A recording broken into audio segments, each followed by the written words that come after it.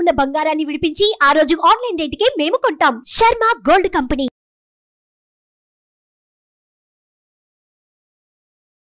నమస్తే, welcome to Suman TV. నేను మీ యామ్ని.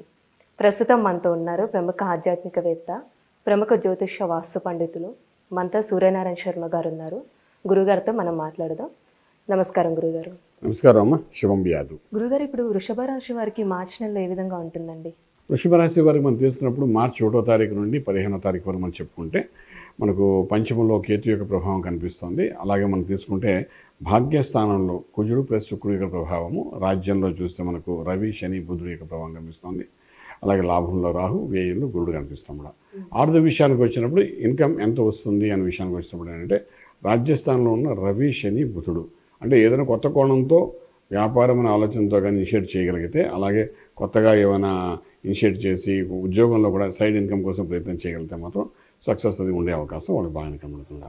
అలాగే వ్యాపారస్తుల దగ్గరికి వచ్చినప్పుడు స్టీలు, సిమెంటు, ఐరన్, ఆటోమొబైల్స్ వ్యాపారం చేసే వాళ్ళకి, crude oil, petrol bunks, wine shops run చేసే వాళ్ళకి వీళ్ళందరికీ కూడా ఆదాయం ఒక ఎస్టాబ్లిష్మెంట్ అవుతుంది. చక్కగాను 15 రోజులు ఆర్థిక బలం బాగానే ఉంటుంది చెప్పవచ్చు.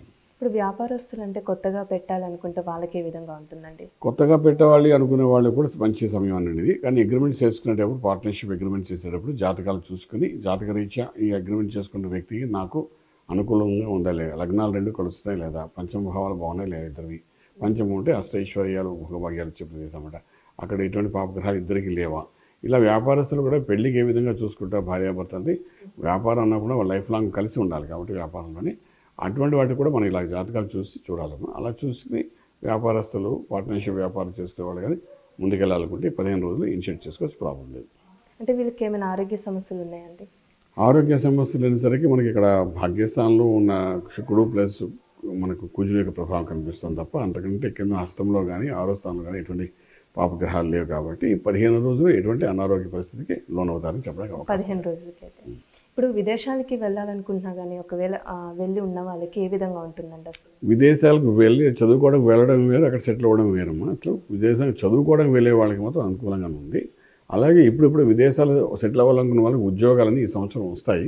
చక్కడ ఉద్యోగాలు మే నుండి టేకాఫ్ అవుతుంది, బాగుంటుంది.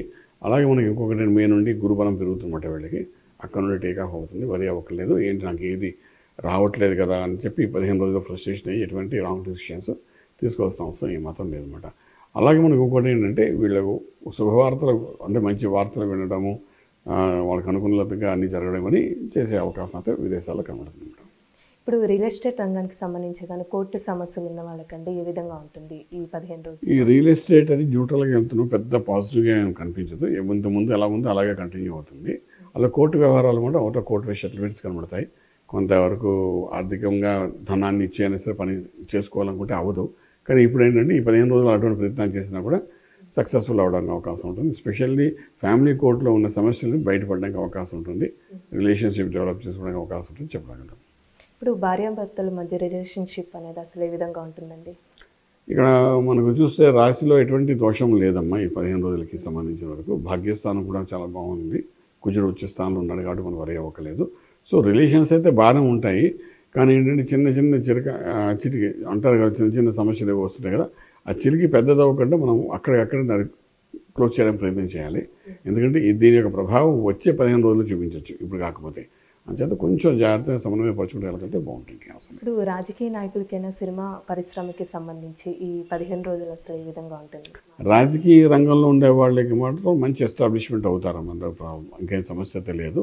ఎందుకంటే గురుబలం కూడా కొంత కనిపిస్తుంది వాళ్ళకి. కానీ సినీ ఇండస్ట్రీ ఉన్న వాళ్ళకి ఏంటంటే సినిమా తీసేవాళ్ళు ఓ రకంగా ఉంటారు, డైరెక్టర్స్, ప్రొడ్యూసర్స్, అలాగే యాక్టర్స్, యాక్ట్రెసెస్. సో యాక్టర్స్కి అంటే హీరోలకి, హీరోయిన్లకి చక్కటి ఎస్టాబ్లిష్మెంట్ అవుతుంది. డైరెక్టర్స్ కూడాను, ఒక ప్రొడ్యూసర్ కూడా, ఒక డబ్బు పెట్టే ప్రొడ్యూసర్ కూడా ఇప్పుడు ఎస్టాబ్లిష్మెంట్ బాగా అవుతాడు.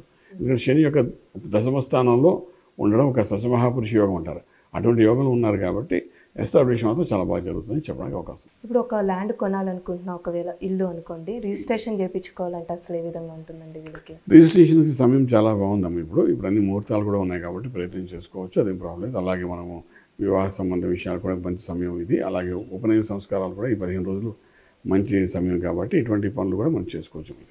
అంటే ఈ రాశి వారికి ఎలాంటి పరిహారం చేస్తే మంచిదండి అసలు? పరిహారము అంటే ఇప్పుడు మనకు భాగ్యస్థానంలో మనకి ఏదైతే ప్రభావితమై ఉందో, కుజుడు ప్లస్ శుక్రుడు ప్రభావితం ఉందో, ఇందులో ఏమవుతుందంటే శుక్రుడు లగ్నాధికి అంటే ఈ రాశికి అధిపతి వాడు కుజుని పాపని కలిసి ఉన్నాడు కాబట్టి వాడు దోషి అయి ఉన్నాడు కాబట్టి ఇక్కడ దుర్గా సప్తశతి పారాయణం ఒకసారి చేయించుకుంటే బాగుంటుంది.